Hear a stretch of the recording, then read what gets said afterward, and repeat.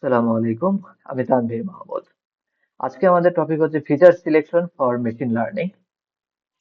Feature selection বলতে মিন করা হয় যে অটোমেটিক্যালি এক্সিস্টিং ফিচার থেকে কিছু কিছু ফিচারকে সিলেক্ট করে নেওয়া, যেগুলো আমাদের আউটপুট প্রেডিকশনে সবচেয়ে বেশি কন্ট্রিবিউশন রাখবে। যেমন আমি এখানে একটা ডেটা সেটকে লোড করে রেখেছি। এখানে আমাদের ফিচার আছে প্রেগন্যান্সি থেকে শুরু করে এজ, এটা ছিল আমাদের ইনপুট অ্যাট্রিবিউটস বা ইনপুট ফিচার, এবং আমাদের আউটপুট হিসেবে আছে ক্লাস, যেটা আসলে মিন করতেছে ডায়াবেটিস আছে অথবা নেই।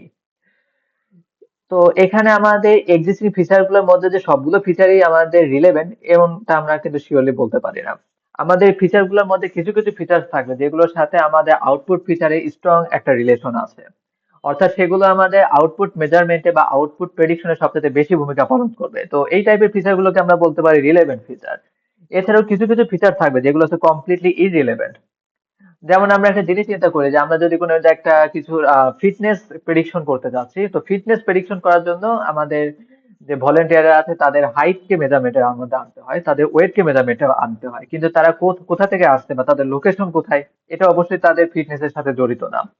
তো ফিটনেস এর একটা ডেটা সেটের মধ্যে যদি লোকেশন একটা কলাম থাকে বা লোকেশন যদি একটা অ্যাট্রিবিউটস থাকে, সেটা হবে আমাদের একটা ইররিলেভেন্ট ফিচার। এছাড়া থাকতে পারে পার্শিয়ালি রিলেভেন্ট ফিচার। এছাড়া আমাদের রিডান্ডেন্ট ফিচারও থাকতে পারে। যেমন আমরা চিন্তা করতে পারি যে কোনো একটা ডেটা সেটে ডেট অফ বার্থেরও একটা কলাম আছে, আবার এজেরও একটা কলাম আছে। তো এখানে দেখা যাচ্ছে date of birth and age দুটোকেই একসাথে আমাদের রাখার দরকার নেই, এটা একটা রিডান্ডেন্ট ফিচার। তো রিডান্ডেন্ট ফিচারে যে বিষয়টা হয় যে একটা ফিচার আরেকটা ফিচারের সাথে একদম ডাইরেক্ট লিনিয়ারলি কানেক্টেড আছে। তো এই টাইপের ক্ষেত্রে দেখা যায় রিডান্ডেন্ট ফিচার নিচে দুইটা নিয়ে আমার কাজ নেই, যে কোনো একটা নিয়ে কাজ করলে আমি হিসাব নিকাশ করতে পারতেছি। তো এই পুরো বিষয়টাকে আমরা বলতেছি ফিচার সিলেকশন। তো এই চ্যাপ্টারে শুধু ফিচার সিলেকশন না, এর সাথে সাথে আমরা ফিচার এক্সট্রাকশনের কাজ করবো, যেহেতু আমরা এখানে প্রিন্সিপাল কম্পোনেন্ট অ্যানালাইসিসটাও রাখছি। তো আগে বলে রাখি, এখানে আমরা ফিচার সিলেকশনের জন্য চারটা পদ্ধতি, চারটা মেথড ফলো করবো। সেটা হচ্ছে univariate selection, recursive feature elimination, principal component analysis.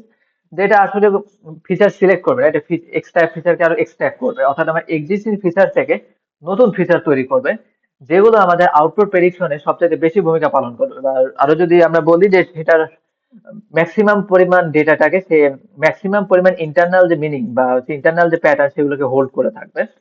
এবং এরপরে আমাদের থাকবে হচ্ছে ফিচার ইম্পর্টেন্স। তো চারটা মেথড আমরা লাস্ট যে চ্যাপ্টারটা কমপ্লিট করছিলাম, সেটা ছিল হচ্ছে prepare your data for machine learning, এবং এখানে আমরা বলছিলাম যে চারটা মেথড আমরা স্টাডি করছিলাম: রিস্কেল ডেটা, স্ট্যান্ডার্ডাইজ, নরমালাইজ এন্ড বাইনারাইজ, এবং দেখেছিলাম যে এই সবগুলো ছিল কি আসলে ডেটা প্রি প্রসেসিং এর পার্ট। তো বাইনারাইজ ডেটা, এটা প্র্যাকটিস করার সময় আমরা বলছিলাম যে এটা আমাদের ডেটা প্রসেসিং এর, ডেটা প্রি প্রসেসিং এর লাস্ট ভিডিও, আসলে এটা বলা আমার ভুল হয়েছে। আমরা এখানে যে হচ্ছে feature selection and feature extraction করতেছি, এটাও ডেটা প্রি প্রসেসিং এর অংশ। আমরা সবকিছুই করতেছি আমাদের মডেল ট্রেইনের পূর্ব শর্ত হিসেবে, যাতে করে আমাদের মডেল ট্রেনটা আরো ইফিশিয়েন্ট এন্ড ইফেক্টিভ হয়। তো এখানে আমরা যেগুলো নিয়ে স্টাডি করতেছি সবগুলো কি আসলে ডেটা প্রি প্রসেসিং। তো এটাও আসলে কি, এই এখানে আমরা যে চারটা মেথডে করবো, এটাও আমাদের ডেটা প্রি প্রসেসিং এর অংশ।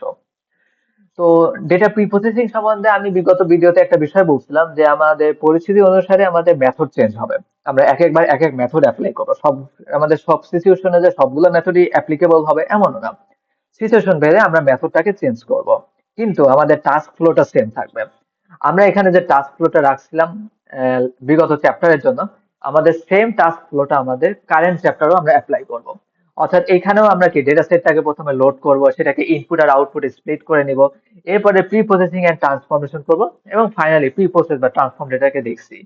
তো এখানেও যদি সেম জিনিসটা আমি রিপিট করি, সবার প্রথমে আমি ডেটা সেটটাকে লোড করে নিব, এবার ইনপুট আউটপুট স্প্লিট করব, এরপরে আমাদের হচ্ছে আহ ডেটা প্রি প্রসেসিং। তো ডেটা প্রি প্রসেসিং ফেজে আমরা দেখছি যে ফিড এন্ড ট্রান্সফর্ম দুইটা ফাংশনের কাজ থাকে। তো এখানে আমাদের যেটা হবে যে আমাদের যে চারটা টুল আছে, প্রত্যেকটা টুলের জন্য আলাদা আলাদা প্যারামিটারের প্রয়োজন পড়ে। তো আমরা ডেটা প্রি প্রসেসিং ফেজে এসে যেটা করব সেটা হচ্ছে ফিড ফাংশনের মাধ্যমে একটা নির্দিষ্ট টুলের জন্য যে প্যারামিটার দরকার, যে স্ট্যাটিস্টিক্যাল ভ্যালুগুলো দরকার, সেগুলো কালেক্ট করে নেব। পরবর্তীতে সেই প্যারামিটার গুলোকে ব্যবহার করে ডেটাটাকে ট্রান্সফর্ম করে নেব।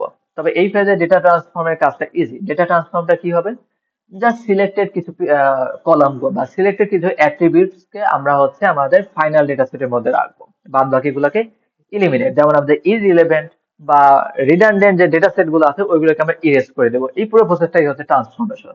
তো আমাদের বেসিক কাজটাই মূলত এখানে ডেটা ফিট করা, অর্থাৎ এখান থেকে প্যারামিটার কালেক্ট করা। আর ট্রান্সফর্ম জাস্ট হচ্ছে কি প্যারামিটার বেস করে আমরা যেগুলো যেসব ফিচার বেশি কন্ট্রিবিউট করছে আউটপুট প্রেডিকশনে তাদেরকে রেখে দিব, এবং যেগুলো কম কন্ট্রিবিউশন করে বা যেগুলো নয়েজ হিসেবে কাজ করে, অবশ্যই কিছু কিছু ফিচার থাকবে যেগুলো হচ্ছে নয়েজ হিসেবে কাজ করবে, অর্থাৎ আমার আউটপুট প্রেডিকশনে তো ভূমিকা রাখবেই না, বরঞ্চ আরো এটা অ্যাকুরেসিকে আরো ডিক্রিজ করে দিবে, অ্যাকুরেসিটাকে আরো কমায় দিবে। তো এই কারণে আমরা মূলত হচ্ছে এই টাইপের ইররিলেভেন্ট যে ফিচার বা নয়েজ এগুলোকে হচ্ছে রিমুভ করে দেওয়ার জন্য মূলত এই চ্যাপ্টারটা নিয়ে আসা। তো ট্রান্সফর্মের যে কাজটা হবে যে ইররিলেভেন্ট, পার্শিয়ালি রিলেভেন্ট অথবা রিডান্ডেন্ট ফিচার এগুলোকে আমরা ইরেজ করে দিব এবং ফাইনালি আমরা ডেটা সেটটাকে প্রিন্ট করে দেখব। তো যেহেতু এটাও ডেটা প্রি প্রসেসিং এর অংশ, এই টাস্ক ফ্লোটা হুবহু সেমই থাকবে। আমরা সামনের ভিডিও থেকে এই চারটা টপিক নিয়ে সিরিয়ালি স্টাডি করা শুরু করব।